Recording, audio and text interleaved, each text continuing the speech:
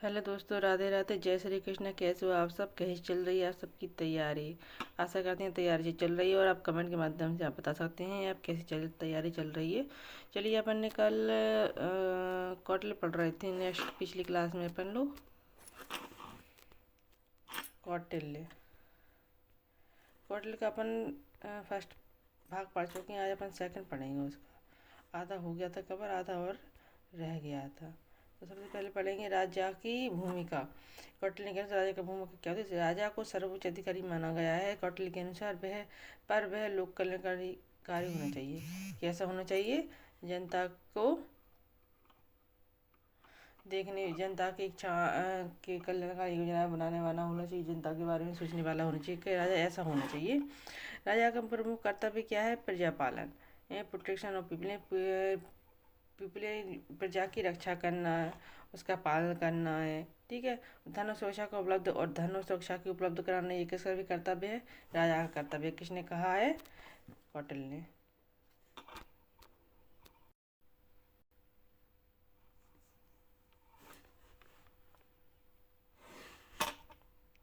Next है कूटनीति व मंडल सिद्धांत। कूटनीति व मंडल सिद्धांत।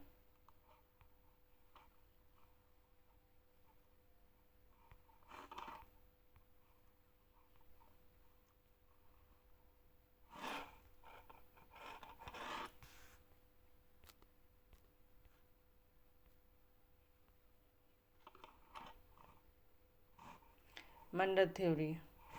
हर राज्य के चारों ओर मंडल वृत्त की तरह दूसरे राज्य माने गए हैं। मतलब हर राज्य के चारों ओर मंडल में की तरह दूसरे राज्य, एक राज्य है तो उसके चारों चारों तरफ ही राज्य होते हैं, तो उन्हें मंडल व्रत की तरह माना गया है। ठीक है। विजयकुशी राजा, वह राजा जो विजय की इच्छा रखने वाला है। राजा की एक विशेषता बताई है कौटिल्य ने। विजयकुशी राजा वह होता है जो विजय की इच्छा रखता है, सेंटर में होता है जो। है, बिल्कुल मान के चलो, जे एक राज है, इनकी इसके अगल बगल, इसके अगल बगल, इसके अगल बगल जो और भी राज्य बनी हुई है, तो इसी थ्योरी को क्या कहा गया है? इस थ्योरी को क्या कहा गया है? मंडल थ्योरी। एक राज्य के बाहर और भी राज्य,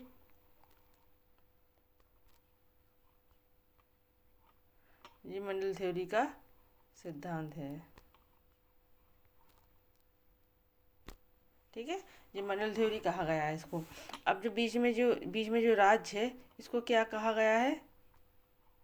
जो बीच में जो राज्य है उसको क्या कहा है? विजयकुशी राजा। विजयकुशी राजा। उसके बिल्कुल पड़ोसी राज्य को अरि शत्रु कहा गया। यानी पड़ोसी राज्य हैं जो बिल्कुल पड़ोसी हैं, जी बिल्कुल पड़ोसी हैं मान के चलो, तो इन्हें क्या कहा गया? शत्रु, यानी अरि कहा। शत्रु क्या कहा गया मंडल थ्योरी में? कौटिल्य के अनुसार शत्रु यानी अरि। ठीक है। शत्रु के पड़ोसी को मित्र है, क्योंकि शत्रु का शत्रु मित्र होता है। ठीक है। अब ये मित्र शत्रु हैं, पड़ोसी हैं। अब इनके भी पड़ोस में कोई और भी राज्य होंगे क्या? नहीं होंगे। तो जो शत्रु है, शत्रु का जो शत्रु होता है, तो पड़ोसी बगल वाला पड़ोसी शत्रु होता है। ये इस वाले राज्य का पड़ोसी जी है, तो जिसका शत्रु है और शत्रु है। और इस वाले राज्य का पड़ोसी जी है, तो इसका शत्रु जी है। ठीक है। तो ये इसका शत्रु, ये इसका शत्रु है, और शत्रु ये शत्रु का शत्रु है ना जी।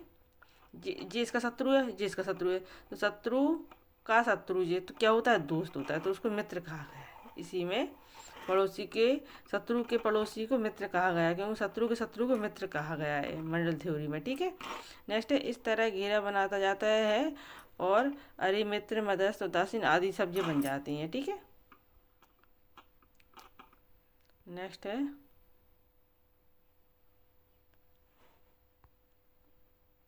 कौटिल्य के मंडल सिद्धांत में धीर अरि का अर्थ क्या है? अभी बताया जस्ट। राजा, मंत्री, शत्रुराज या मित्र राज। बताइए शत्रुराज क्या है? अरि का मतलब शत्रुराज। सारगुण नीति, सिक्स फोल्ड फॉरेन पॉलिसी, जी वेरी वेरी इंपॉर्टेंट है सारगुण नीति। ठीक है।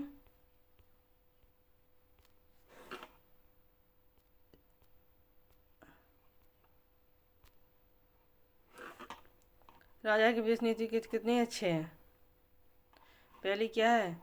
संधि, यानी शांति समझौता करना चाहिए सामने वाले से। ठीक है। सामने वाले राज्य से क्या करना चाहिए? शांति या समझौता करना चाहिए, उसे संधि कहा गया है।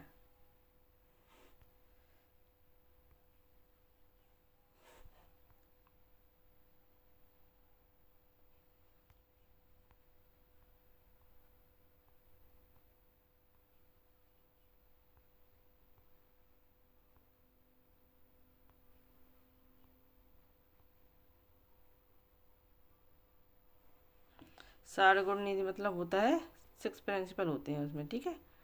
कितने प्रिंसिपल होते हैं? 6। तो संधि यानी क्या था? समझौता करना, शांति का चाहना। विग्रह का मतलब होता है युद्ध, और आसन का मतलब होता है प्रतीक्षा करना। यान का मतलब सेना अभियान की तैयारी करना, ठीक है। और द्वंद्वी का मतलब होता है दोहरी नीति, किसी से संधि करना, किसी से युद्ध करना, जो होती है दोहरी नीति अपनाना। किसी राज्य से शांति समझौता करने से ही बात सुलझ जाती है, किसी के साथ युद्ध करने से ही बात सुलझती है, तो उसे द्वंद्वी कहा गया है। संश्रय, शक्तिशाली का शरण लेना। यदि मान के चलो कोई व्यक्ति है, कोई भी ऐसे राज्य जो अपन शक्तिशाली है और एक कोई अपन से कमजोर है, तो ये दो राज्यों में युद्ध होता है, जी शक्तिशाली है जी कमजोर है। तो जी कमजोर क्या करेगा? जी कमजोर क्या करेगा? इसे शक्तिशाली से जीतेगा तो है नहीं, तो कमजोर राज्य को क्या चाहिए? शक्तिशाली की शरण लेनी चाहिए, उससे समझौता कर लेनी चाहिए, शक्तिशाली की शरण लेनी चाहिए। या ऐसे आप युद्ध जीत नहीं पा रहे हो, जी शक्तिशाली है जी कमजोर है, लेकिन इसके पड़ोस एक इसकी एक मित्र है, वो शक्तिशाली है, तो ये इसकी शरण लेगा इससे युद्ध करने के लिए, तो इसकी किसी न किसी शक्तिशाली की इसकी शरण लेनी पड़ेगी, ठीक है, कमजोर वाले को। इकोनॉमिक्स एंड एडमिनिस्ट्रेटर, तो राज्य की शक्ति का आधार क्या है? कोष, ट्रेजरी, सेना, ठीक है। कृषि, व्यापार, कर व्यवस्था, राज नियंत्रण, उद्यमों का विस्तरण करना, ठीक। कौटिल्य मजबूत केंद्रीय प्रशासन के पक्ष में है, केंद्रित प्रशासन के पक्ष में है। जासूसों का जाल,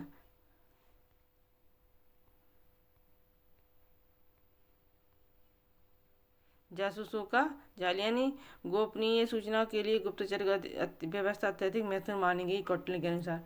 अगर राज्य में कोई राजा है, अपने राज्य के बारे में जानकारी लेने चाहता है कि किसमें क्या चल रहा है राज्य में, तो अपने गुप्तचरों को भेजता है वो। गुप्त भी जो गुप्तचर है वो भी कितने प्रकार के भेजता है, वो आगे शायद नेक्स्ट इसमें है सिलेबस में, तो मैं बताऊंगी आपको। गुप्तचर स्टूडेंट के रूप में भेजता है, स्टूडेंट के रूप में रहते हैं, सन्यासी के रूप में भेजता है, छोटे व्यापारी के रूप में भेजता है, गरीबों के रूप में भेजता है, ऐसे गुप्तचर रहते हैं उसके, ठीक है।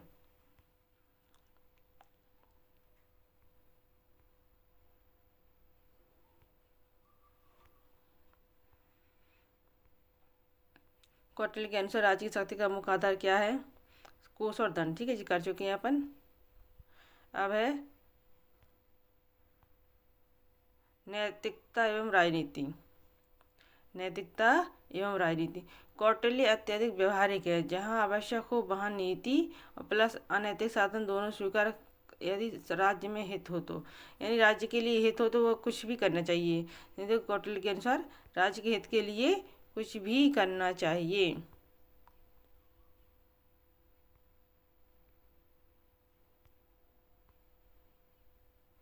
जहाँ जहाँ आवश्यक हो वहाँ नीति अपनानी चाहिए, जहाँ आवश्यक नहीं हो वहाँ अनैतिकता भी अपनानी चाहिए, बस राज्य का हित होना चाहिए। आधुनिक विद्वान इन्हें इंडियन मैकियावेली भी कहती है। Very very important question, very very important question है जी, कि आधुनिक विद्वान इनको क्या कहते हैं? मैकियावेली को, मैकियावेली को, सॉरी, कौटिल्य को क्या कहा जाता है? इंडियन मैकियावेली भी कहा जाता है। परंतु वे केवल क्रूरता ही नहीं बल्कि लोक कल्याण, प्रजा की समृद्धि, न्याय पर भी जोर देते हैं। थ्योरी में लिखने का कहा जाता है कौटिल्य जी, पंक्ति नहीं है, चलो अब पढ़ते हैं। आधुनिक महत्व, रेलेवेंस, एग्जाम में अक्सर पूछे जाते हैं कौटिल्य के विचार भी आज भी प्रासंगिक हैं, यस। यदि पूछा जाए तो कौटिल्य के विचार आज भी प्रासंगिक हैं, यस पूछा जाता है तो यस करना है, ठीक है, हाँ नो या यस।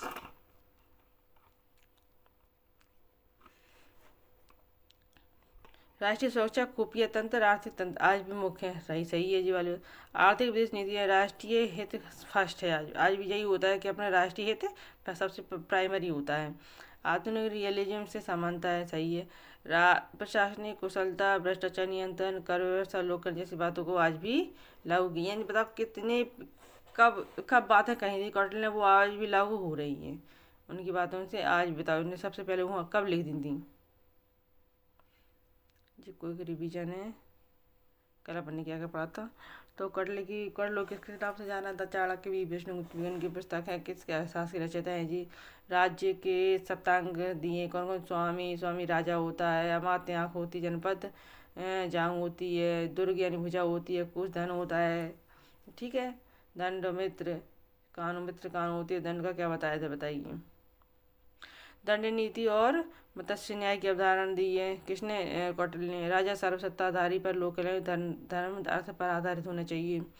विदेश नीति में क्या मंडल सिद्धांत और सार्वगुण नीति जी विदेश नीति के सिद्धांत दिए हैं।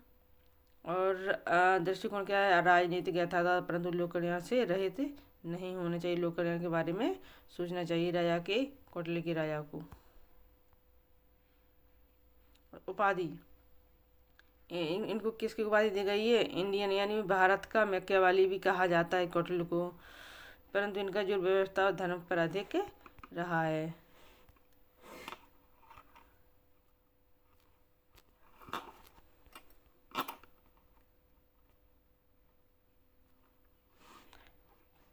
अपन पिछली क्लास में कौटिल्य का फर्स्ट पढ़ चुके थे, आज कौन सा लेके आए थे सेकंड, तो आज कौटिल्य फिनिश हो गया है। ठीक है, फिनिश हो गया है कौटिल्य। कल इसके MCQ या कुछ महत्वपूर्ण कोटेशन या कुछ और लेके आऊँगी। ठीक है, क्वेश्चन MCQ लेके आया हूँ। चलिए चलते हैं, मिलते हैं नेक्स्ट क्लास में।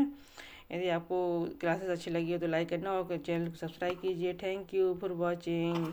जय हिंद, बाय बाय।